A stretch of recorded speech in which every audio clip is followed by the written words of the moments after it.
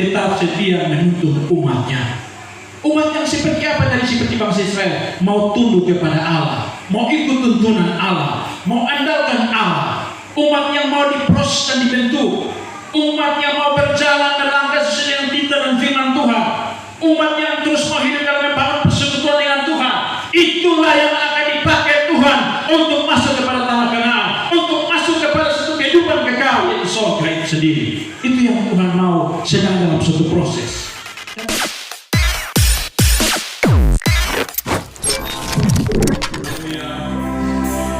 Kita terus ada di hadapan hadirat Tuhan, bahwa apapun yang saya dan saudara hadapi dan kita telah lewati, itu satu anugerah Tuhan bagi saya dan saudara, bahwa di awal tahun 2024 kita sedang berada untuk berjalan terus.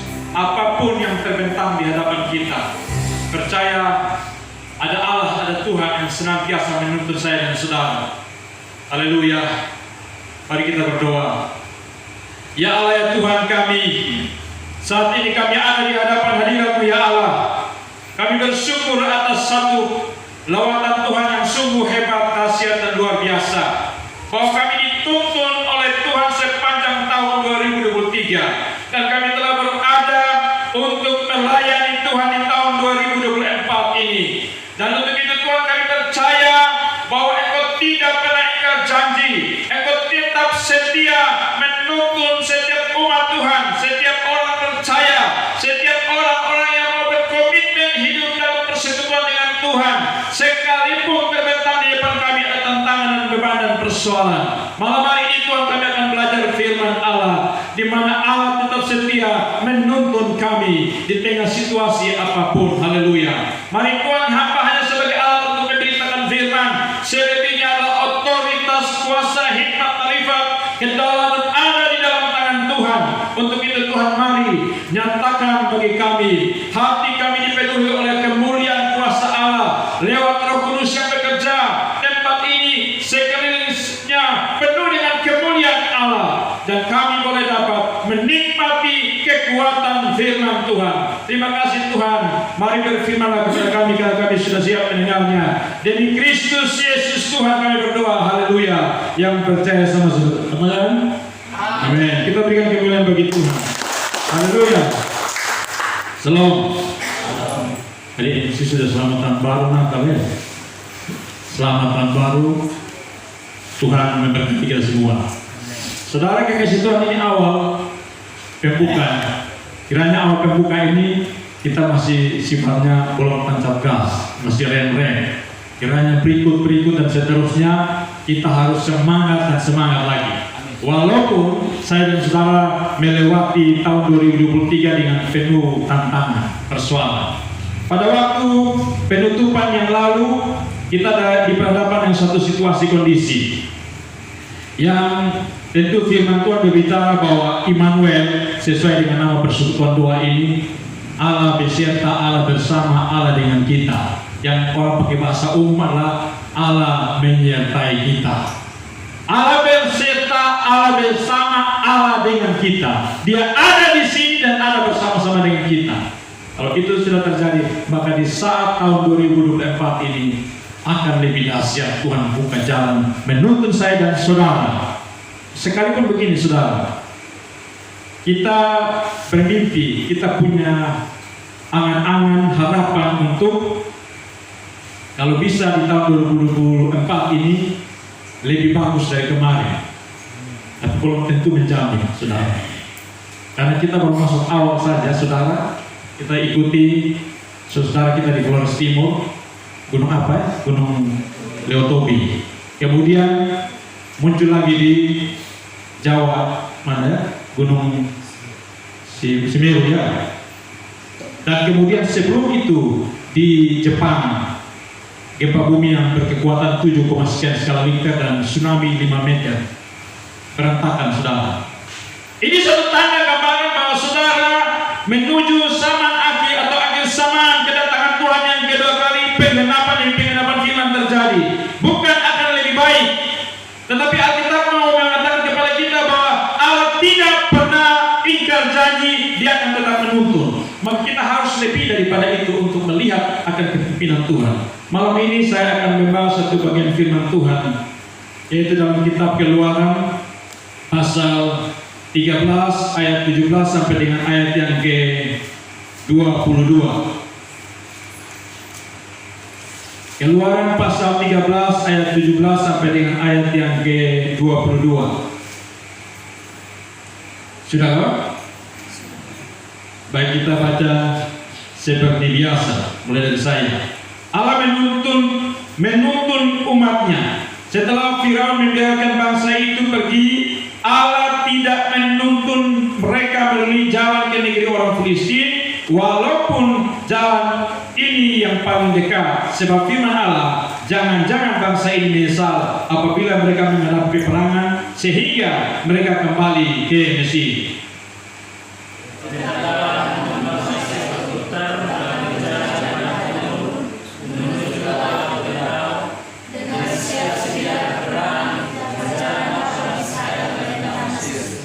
Musa membawa tulang-tulang Yusuf, sebab tadinya Yusuf telah menyuruh anak-anak Israel bersumpah dengan sungguh-sungguh, Allah tentu akan mengindahkan kamu, maka kamu harus membawa tulang-tulangku dari sini.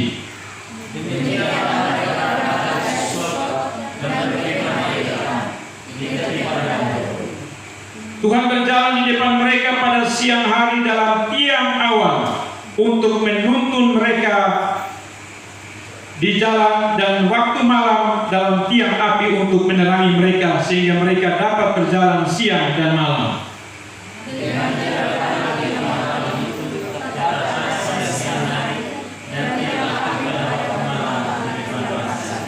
Haleluya, saudara kekasih Tuhan. Ini firman Tuhan yang masih mengait dengan yang kemarin kita punya nama persekutuan doa, kemudian tema tentang Immanuel, Allah beserta, Allah bersama, Allah dengan kita.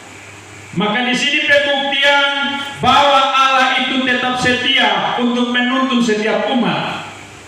Allah buktikan di sini kepada bangsa Israel, di mana setelah mereka mengalami sekian ratus tahun perbudakan di Mesir, mereka mengalami satu kebebasan oleh Tuhan untuk mereka menuju kepada tanah perjanjian, tanah Kanaan, yang sekarang kita melihat sekarang perang Israel dengan Palestina ataupun khususnya ke Gaza ini masih terus terjadi.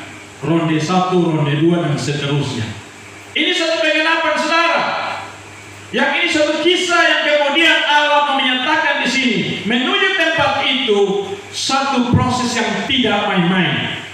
Menuju kepada satu berkat yang Tuhan siapkan itu tidak bagaikan satu jalan tol. Maka Allah memberikan pelajaran kepada bangsa Israel di sini, bahwa untuk mencapai di sana kamu harus diproses, kamu harus diperbarui. Tadi saya ambil pegangan sedikit dari doa Ibu Ina tadi. Harus diperbarui supaya pada saat itu kamu pantas layak untuk ada di tanah perjanjian, tanah Kanaan. Yang kemudian yang lebih saya katakan tanah Kanaan adalah yang kekal, adalah tanah Kanaan surga. Ini yang harus dimiliki. Maka ini harus ada diperbarui, harus ada diproses untuk masuk ke sana. Kalau orang yang tidak mau diproses atau dibentuk, dia tidak akan bisa berjalan. Dia suatu ketika mengalami tantangan hambatan, dia akan goyah. Saudara kekasih Tuhan, tapi ada maksud tujuan Allah di sini yang tadi utama adalah mereka sampai kepada tanah perjanjian, tetapi lebih daripada itu, bagaimana mereka juga diselamatkan. Bagaimana supaya mereka juga memiliki menjadi ahli waris kerajaan surga. Jangan sampai hanya label sebagai orang percaya, orang Israel, orang Kristen, tapi tidak bisa masuk ke sana. Ini satu proses yang harus Tuhan bawa kepada mereka. Alkitab mencatat di sini. Setelah Firaun membiarkan bangsa itu pergi, Allah tidak menuntun mereka melalui jalan ke negeri orang Filistin, walaupun jalan ini yang paling dekat. Alasannya sebab firman Allah, jangan-jangan bangsa ini menyesal apabila mereka menghadapi peperangan, sehingga mereka kembali ke Mesir. Kalau kita baca ini firman sebagian atau begini, ada pemahaman di sini. Allah kan bisa dan sanggup. Kenapa Allah tidak membawa mereka dan Allah berperang sendiri? Saudara, inilah kemudian satu hal yang ada pembelajaran yang Tuhan buat, bahwa kehidupan ini tidak bagaikan jalan tol. Saya percaya Tuhan, saya punya juru selamat Allah yang hidup, bukan berarti saya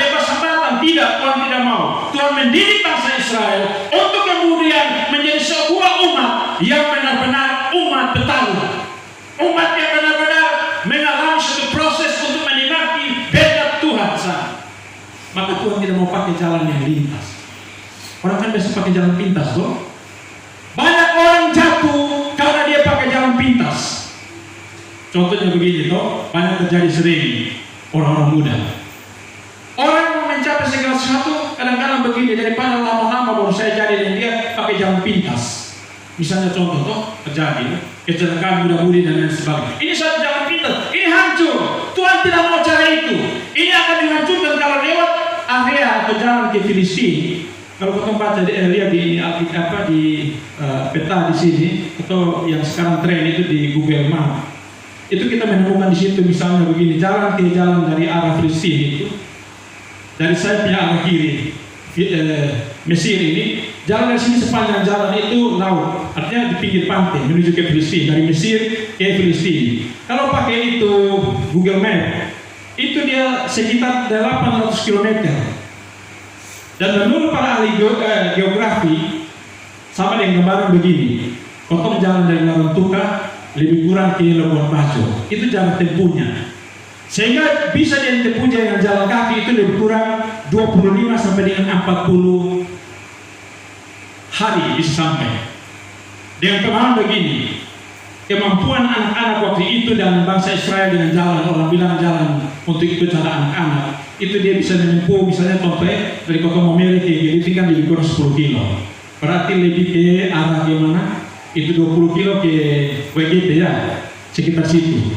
Berarti dia jalan sekitar 1 hari ditempuh. Maka 800 bagi 20 lebih kurang 40 hari dia sampai. Berarti lebih mudah. Tapi ini Allah membawa mereka berputar lebih kurang 40 tahun. Generasi yang ada ini semua mati di padang gurun. Tidak sampai tanah Kanaan. Generasi yang kedua baru bisa masuk ke tanah Kanaan. Generasi pertama ini mati. Ini proses pembentukan untuk apa? Yang masuk kepada tanah Kanaan benar-benar murni, benar-benar orang yang taat setia kepada Tuhan. Ini yang dibentuk oleh Tuhan. Jadi untuk mencapai suatu garis finish, satu tanah Kanaan atau kehidupan kekal, itu harus diproses sedemikian rupa. Untuk kemudian masuk ke tanah Kanaan, tanah perjanjian. Ini yang dibentuk oleh Tuhan. Maka kalau orang mau maju, mau sukses, mau supaya dia bisa menjadi orang hebat, orang yang benar-benar menikmati akan janji Tuhan, maka dia harus mengalami proses dan pembentukan. Tidak main-main, saudara. Saudara kan waktu lalu saya ambil contoh ya. Anak saya nomor pertama ikut satu kegiatan ujian seleksi, kemudian dia mewakili NDT, ikut lomba multimedia di Surabaya nasional. Memang hasilnya kurang bagus. Tapi kemudian datang karena ini suatu hal anugerah luar biasa, saya pikir, karena mewakili NDT. Saudara kasih Tuhan, pada saat kami bersuka cita, tiba-tiba tanggal 15 Desember kemarin, bangun pagi motor yang dia pakai dicuri. Sampai sekarang masih pihak polisian masih dalam proses pencarian. Saya saudara, waktu saya datang itu bertepatan dengan kita mau di pembinaan ya untuk masuk kepada pentabisa. Dan malam itu juga saya khotbah di sini, saudara.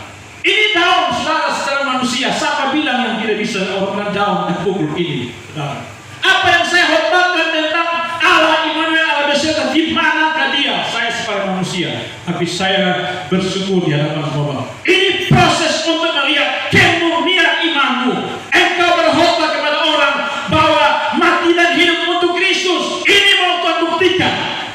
Baru motor saja, baru situasi begini saja, kau sudah bersungguh-sungguh. Baru seperti ini saja, kau sudah mulai mempersilahkan Tuhan.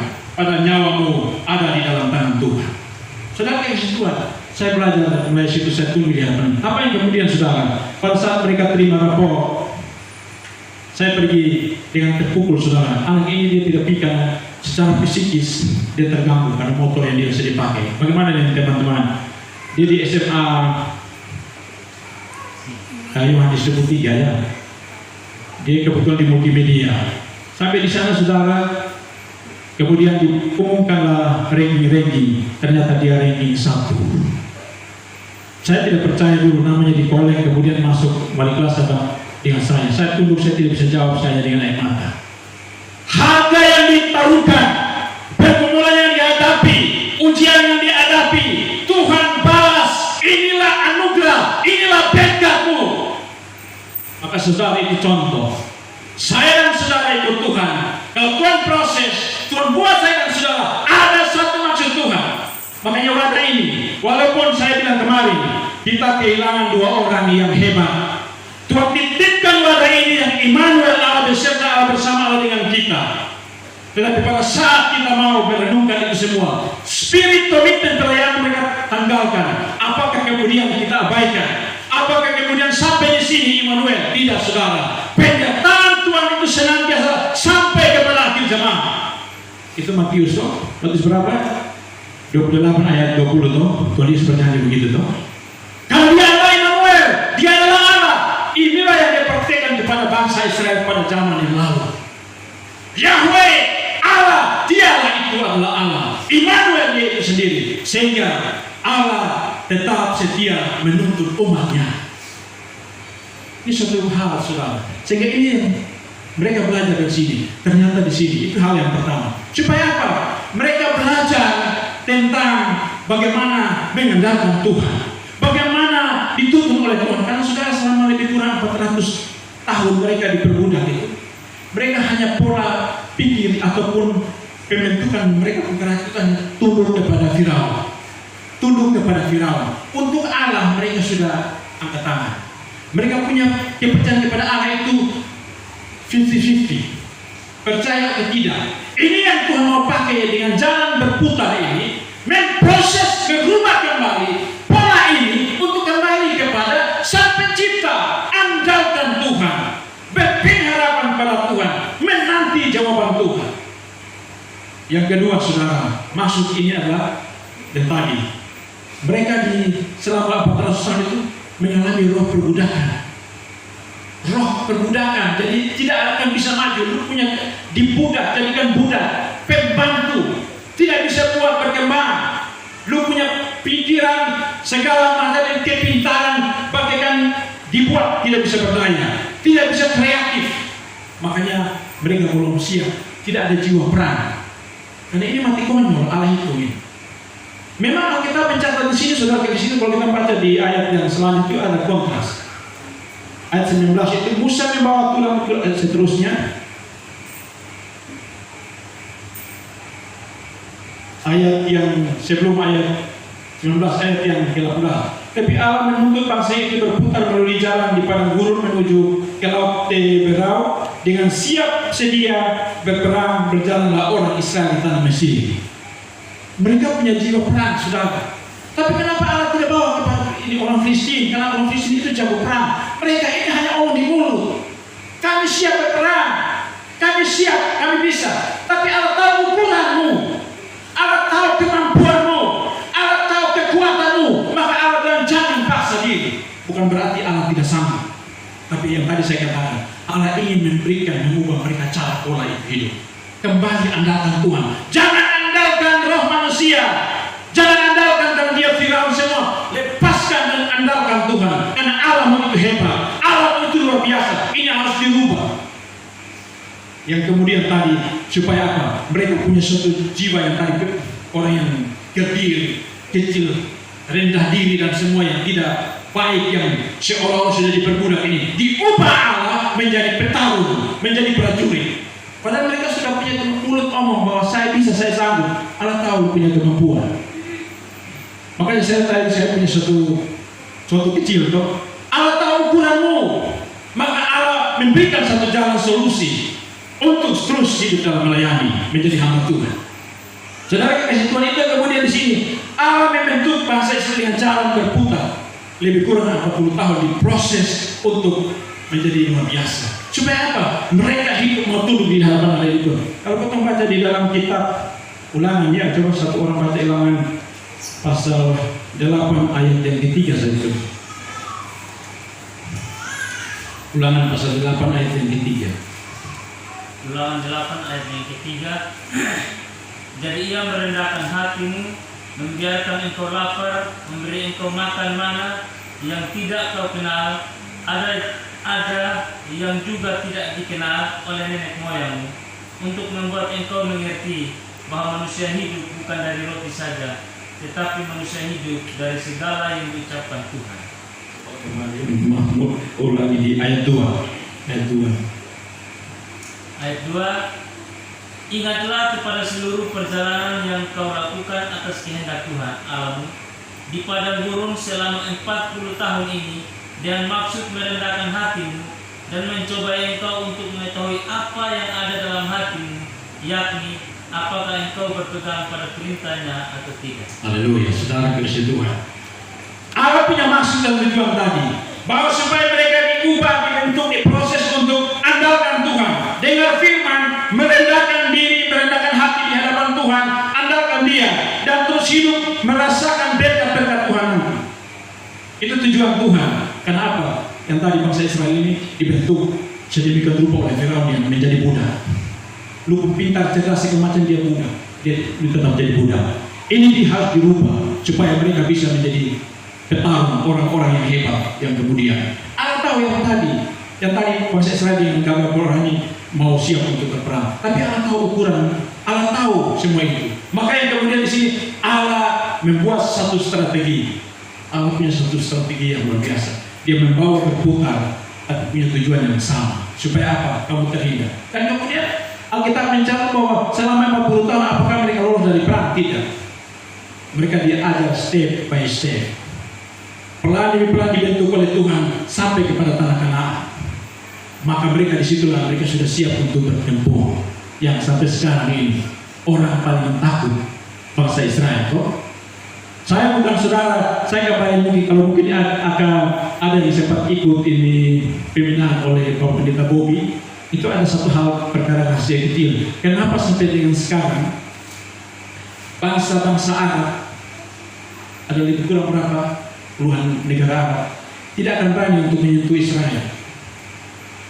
Memang satu alasan adalah pengalaman Firaun ditunggak balikan di Laut Teberau, dan itu juga bagaimana jalan Sungai Yordan terbelah oleh tangan Tuhan lewat Yosua, dan banyak peristiwa di Yeriko dan lain sebagainya. Tetapi ada hal yang sangat ditakuti juga bahwa begini. Kalau melihat di Arab sana mereka membuat peta itu, Israel itu hanya setitik saja. Jadi dikepung oleh negara-negara ini. Kalau dorong ke royal dia, tahu satu kali begini, dong itu mati. Tapi sampai saat ini sudah berani, karena yang takut adalah apa? Israel ini punya satu senjata mematikan, yaitu bom, kalau tidak salah dikasih nama Yeriko 3. Yeriko 3 ini, kalau dia mau istilah pakai bom bunuh diri, dia taruh di sini, dia bisa tenggelam, tapi seluruhnya semua negara-negara ikut tenggelam. Ini yang paling ditakuti. Ini yang paling takut, saudara. Selain mereka tahu itu, mereka takut ini. Kalau dia mau dia tahu begini, seluruh habis kami sama-sama tenggelam. Ini yang takut, saudara. Hanya paling cuit-cuit begini. Saya bukan membela, tetapi ini satu hal kenyataan kebenaran firman. Maka saudara, inilah satu hal. Bangsa Israel diproses, dilatih oleh Tuhan untuk menjadi siap bertarung, supaya mereka masuk ke tanah Kanaan. Mereka tidak sia-sia. Bahkan lebih daripada itu, keselamatan kekal mereka beroleh. Saudara, kasih Tuhan, makanya tadi saya bilang, saya sudah singgung tema tadi bahwa Allah tetap setia menuntun umatnya. Umat yang seperti apa tadi? Seperti bangsa Israel, mau tunduk kepada Allah, mau ikut tuntunan Allah, mau andalkan Allah. Umat yang mau diproses dan dibentuk, umat yang mau berjalan dalam sesuai dengan titah dan firman Tuhan, umat yang terus mau hidup dalam membangun persekutuan dengan Tuhan. Itulah yang akan dipakai Tuhan untuk masuk kepada tanah Kanaan, untuk masuk kepada satu kehidupan kekal, yaitu surga itu sendiri. Itu yang Tuhan mau sedang dalam suatu proses. Dan saudara, kita melihat di sini, kalau kita membaca sepintas firman Tuhan ini, saudara, di ayat yang ke-22, betapa kesetiaan Tuhan itu Tuhan tunjukkan sangat luar biasa. Ayat yang ke-21 saya baca ulang. Tuhan berjalan di depan mereka pada siang hari dalam tiang awan untuk menuntun mereka di jalan, dan pada waktu malam tiang api untuk menerangi mereka sehingga mereka dapat berjalan siang dan malam. Saudara, kalau ketong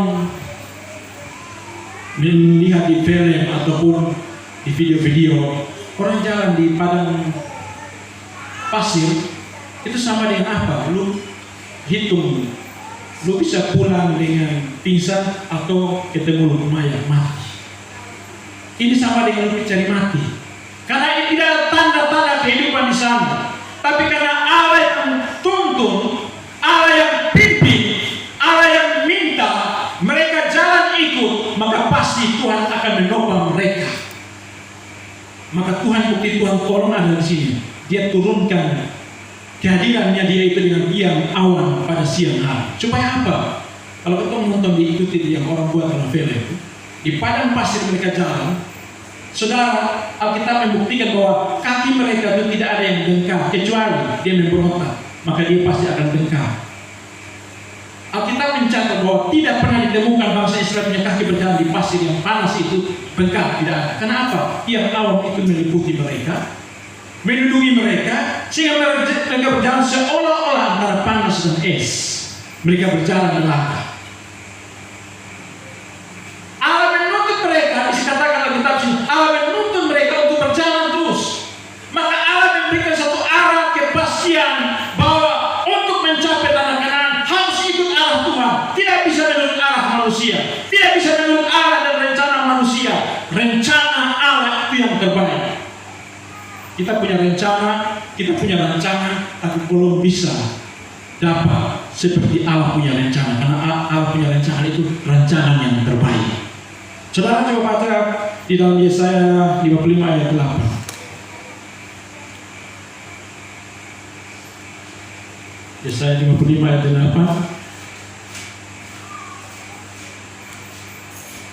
Yesaya 55 ayat 8.